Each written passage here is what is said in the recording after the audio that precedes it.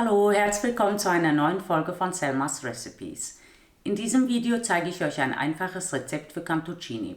Das sind knusprige Mandelkekse, die ihr sehr gut zu Tee oder Kaffee reichen könnt. Die genauen Mengenangaben findet ihr wie immer unten in der Videobeschreibung. Viel Spaß beim Zuschauen! Für den Teig braucht ihr Butter, Zucker, eine Prise Salz, Vanillezucker, geriebene Orangenschale, Backpulver, Bittermandelöl,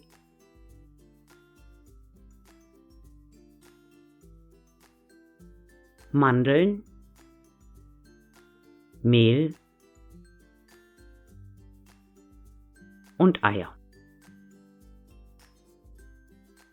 Mischt die Zutaten mit dem Knethaken, bis ein krümeliger Teig entsteht.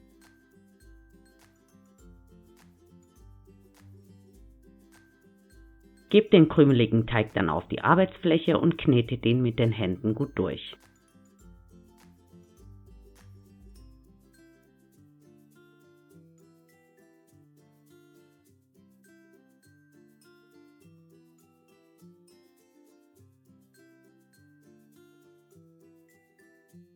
Wickelt den Teig in Folie ein und stellt ihn für 30 Minuten in den Kühlschrank.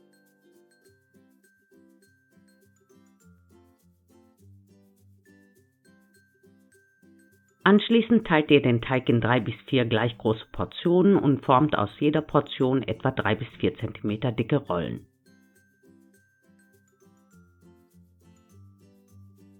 Drückt dabei den Teig immer wieder gut fest, damit keine Hohlräume entstehen.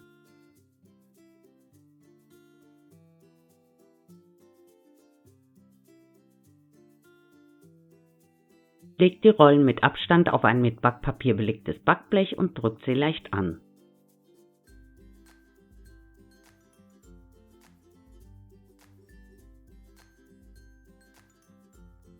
Backt die Mandelbrote bei 180 Grad Ober- und Unterhitze in 15 bis 20 Minuten goldgelb und lasst sie abkühlen.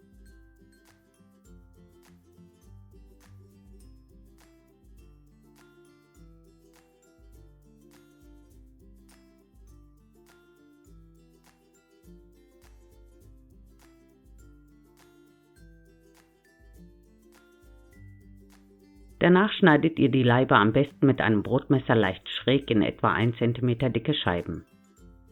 Legt die Scheiben mit der Schnittkante nach oben auf das Backblech und backt sie nochmal 10 bis 15 Minuten, damit sie schön knusprig werden.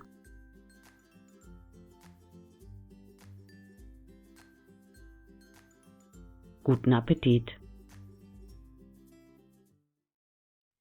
Ich hoffe, das Video hat euch gefallen. Falls ja, würde ich mich sehr über ein Abo, ein Like oder einen Kommentar freuen. Tschüss, bis zum nächsten Mal.